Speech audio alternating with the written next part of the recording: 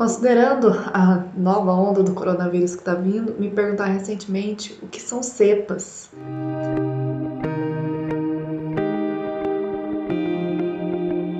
Cepas, elas são uma subclassificação em relação à espécie. Então, eu lembro que eu aprendi isso aqui no ensino médio, o tal do reficofage. Então, o que é o reficofage? Seria nosso reino, o filo, classe, ordem, família, gênero e espécie, que são as classificações dos seres vivos. E por fim, nós temos as cepas.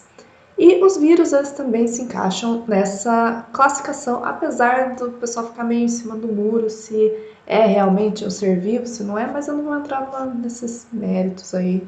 Então, para começar, queria dar um exemplo para vocês. Todo mundo conhece, né, o vírus H1N1, vírus da gripe suína.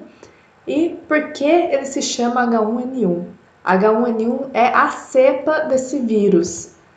Ele é da família Orthomyxoviridae, da espécie influenza vírus A, e a subclassificação dele é H1N1. Existem vários tipos de proteína, porque tanto o H como o N são proteínas do capsídeo. Capsídeo é essa estrutura que fica em volta do vírus. Então, aqui nós temos a hemaglutinina, por isso é proteína H, e a proteína N, que é a neuraminidase. Isso aí. Essa figura e as informações que vocês vão ver aqui, eu peguei de um site que se chama ViralZone. Ele é bem completinho, se não me engano é da Suíça esse site, eu vou deixar ele no final da apresentação, para vocês verem. Queria pôr aqui também o tamanho de um vírus, né, que a gente vê as imagens, por exemplo, que tinha no slide anterior, né, fala, nossa, o vírus. Mas, gente, o vírus, ele não é visível a olho nu, nem em microscópios normais.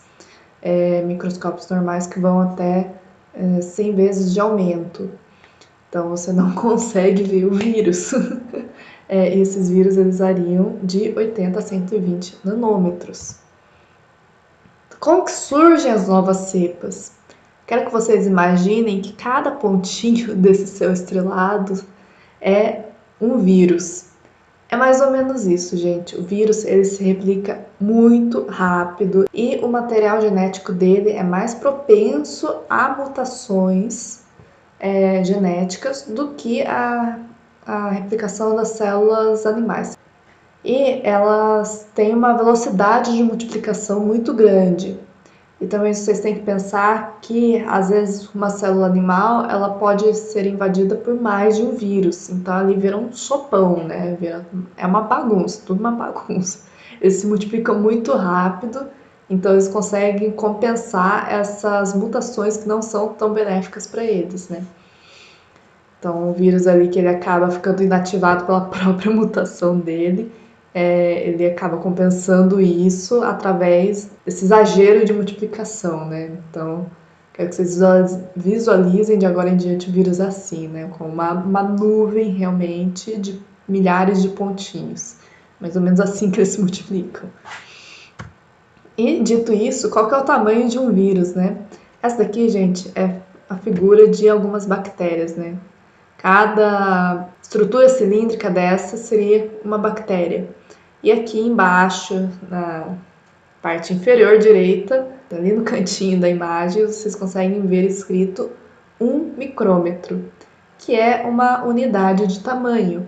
1000 micrômetros equivalem a 1 milímetro.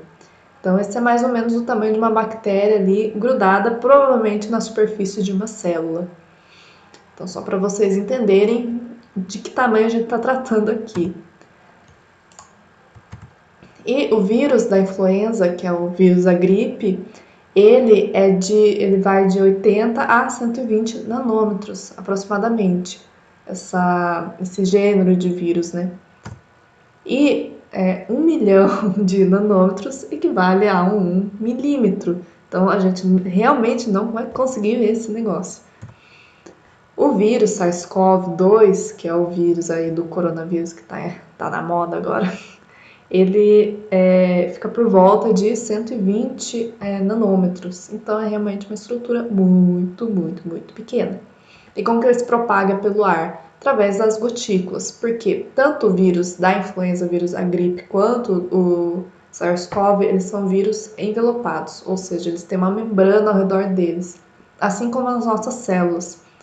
Porém, vocês devem já se lembrar, as nossas células, elas estão protegidas pela pele. As células aqui do interior da boca não têm pele, mas elas são umedecidas o tempo todo.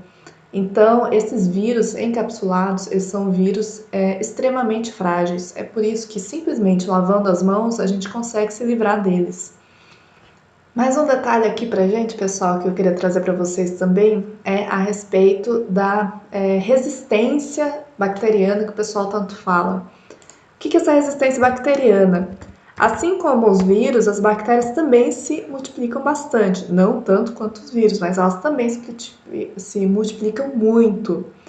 Então, elas também sofrem essas mutações. O que acontece quando a gente não utiliza os antibióticos de maneira correta é que a gente acaba matando as bactérias mais fracas. E acaba sobrando aquelas mais fortes, aquelas que mutaram e conseguiram ser mais fortes. Ou às vezes elas se encontram ali no meio, assim como o vírus, com alguma bactéria que já tem essa resistência e elas trocam essa informação entre elas. Isso pode acontecer também. Com isso, a gente acaba tendo as superbactérias, que o pessoal fala, que são multiresistentes, resistentes a vários tipos de antibiótico.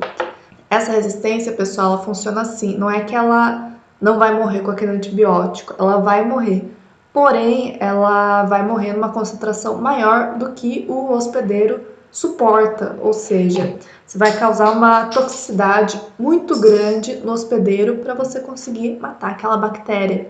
E é por isso que essas bactérias multiresistentes são perigosas para nós. Aqui eu pus para vocês, por fim, acabando a explicação aqui, o vírus da parvovirose canina, que é um dos vírus assim, mais comuns a gente encontrar, muito grave, causa um quadro muito grave, principalmente em filhotes.